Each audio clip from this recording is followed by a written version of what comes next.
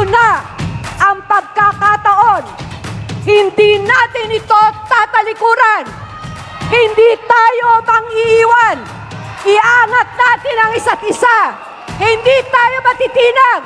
At kukuha tayo ng lakas sa bawat tagumpay na maibibigay natin para sa ating minamahal na Maynila.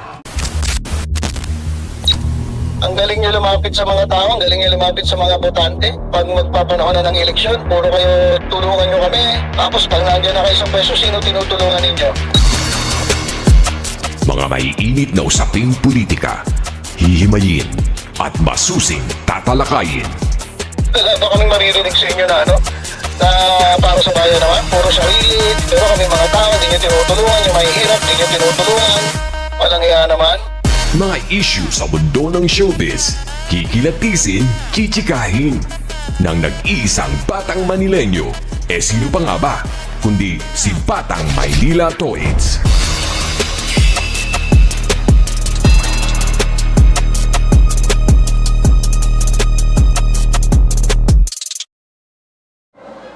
Salamat sa inyong pagtitiwala sa pamilyang Asenso Manilenyo. Hindi lang dahil sa akin, hindi lang dahil sa tambalang haniyul, hindi dahil sa politika o pansariling pakinabang, kundi sa inyong pagkawari na kung ano ang tama at ano ang mali. Sa inyong pagkilala na kung ano ang totoo, ang tunay na diwa ng paglilingkod sa minamahal nating lungsod ng Maynila. Maraming salamat, mga kapatid ko.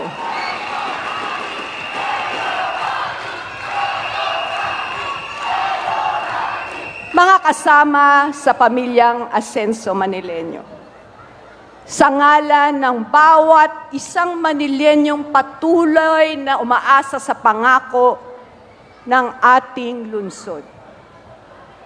Kasama po ni Vice Mayor Yul Servonieto, buong karangalan at kababaang loob na tinatanggap ko ang inyong muling pagsuporta sa akin bilang punong lungsod ng minamahal nating Maynila.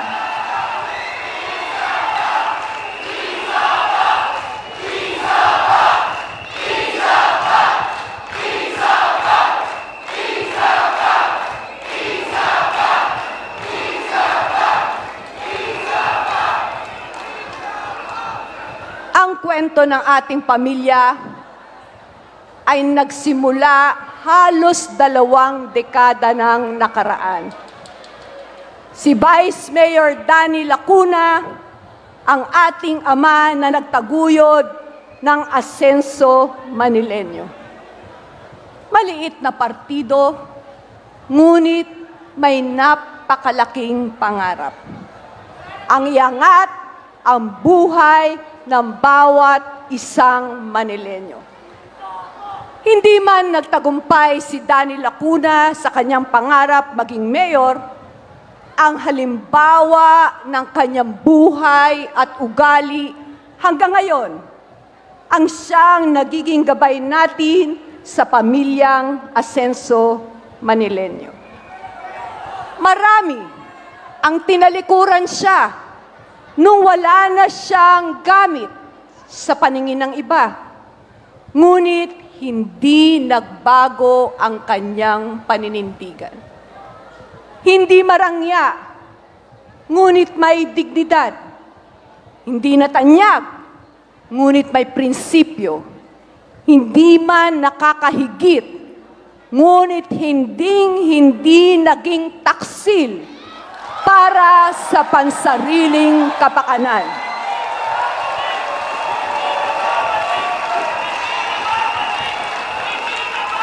Ito ang tunay na kahulugan ng katagang ikaw ang una kay Danny Lacuna.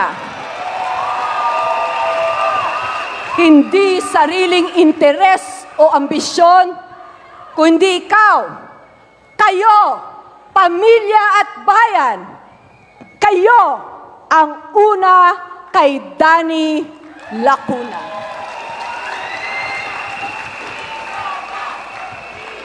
Tatlong taon na ang nakaraan.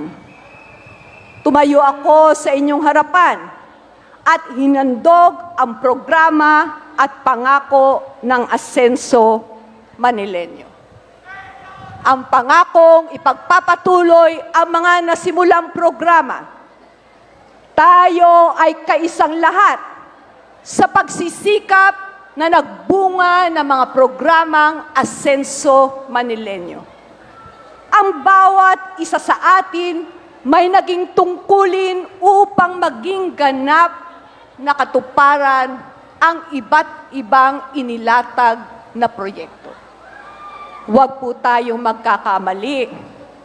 Ang tagumpay ng lungsod ay hindi dahil sa iisang tao lamang, kundi sa pagpupunyagi nating lahat. Hindi natin nilimot ang ating pangako. Naghigpit man tayo ng sinturon, ipinagpatuloy pa rin natin ang mga nasimulang programa. Ang lahat ng mga pananagutan ay inako natin at hindi tinalikuran. Dahil ang tunay na pagmamahal ng pamilyang Asenso Manileño ay kailanman hindi nang iiwan.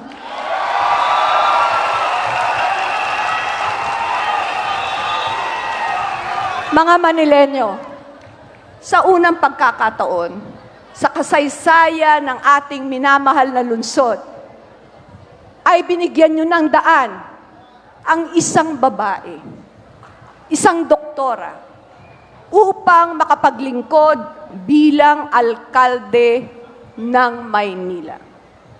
Bilang isang babae, alam kong naranasan din ng karamihan sa inyo kung papaano tayo kinakahon at kinukutsa dahil wala daw tayong tapang tulad ng isang lalaki. Ngunit hindi natin ito matatanggap, ang maling paniniwala na walang puwang ang pagiging mapagkalinga sa pagiging malakas. Ako ay isang pinunong naniniwala sa kapangyarihan ng kagandahang asal, sa diwa ng kabutihan at hindi ng dahas. Ang tunay na pakikiramay at kabutihang loob, yan ang liderato na ating ipinagpupunyagi. Yan ang liderato na ating kailangan. Yan ang liderato na ating inaalay sa bawat isang Manileño. Kabutihan tungo sa isang makabuluhang pagbabago. Mga kasama, ipakita natin ang tunay na liderato ay hindi mapang sarili. Ipadama natin na ang tunay na liderato ay nagkakapit-bisig at inaangat ang bawat isang kasama. Patunayan natin na ang tunay na liderato ay hindi bunga ng pagkakawatak-watak ng pamilya at kaibigan, kundi ang pagkakaisa para sa hangaring iangat ang bawat buhay ng Manileño. Ipinagmamalaki ko na ang lahat ng ating nagawa para sa ating lungsod ay kasama kayo. Hindi ko aakuin anumang tagumpay na nararanasan natin ngayon. Kung ano ang mukha ng Maynila ngayon ay hindi lamang dahil sa akin, kundi dahil sa ambag ng bawat isa sa inyo, sa ating lungsod, at sa buhay ng mga mamamayan dito. Muli, hindi naman tayo perpekto. At marami pa tayong kailangang gawin para sa ating lungsod. Ngunit sa aking muling pagharap sa inyo ngayon, dama ko na tama at totoo ang landas na tinatahak ng pamilyang Asenso Manileño.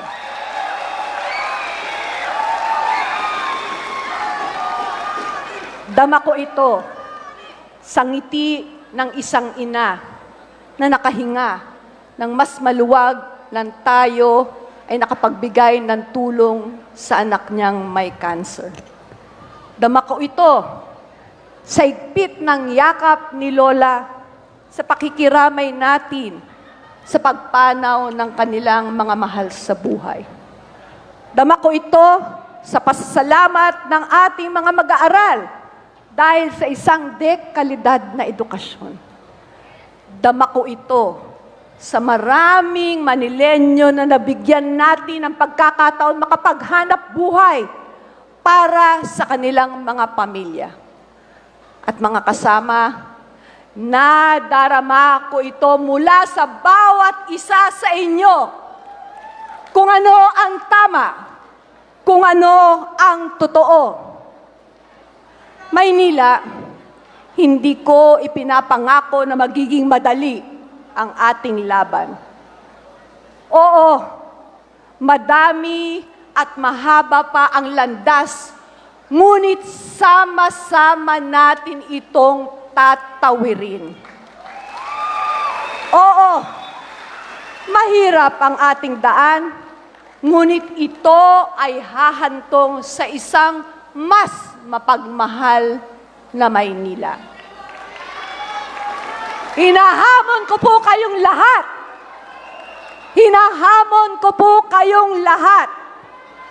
Handa na ba kayong tumayo kasama ang tambalang Hani at Yul?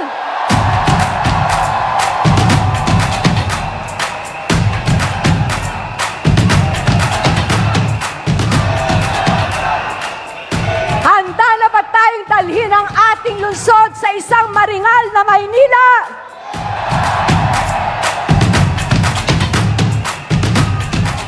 Handa na ba nating pamunuan, bigyan ng sigla at pag-alabi ng damdaman ng isang bawat Manileño? Ito na ang pagkakataon. Hindi natin ito tatalikuran. Hindi tayo mang-iiwan. Iangat natin ang isa't isa. Hindi tayo matitinag. At kukuha tayo ng lakas sa bawat tagumpay na maibibigay natin para sa ating minamahal na Maynila. Maraming salamat. Magandang hapon sa inyong lahat. Asenso Manileño!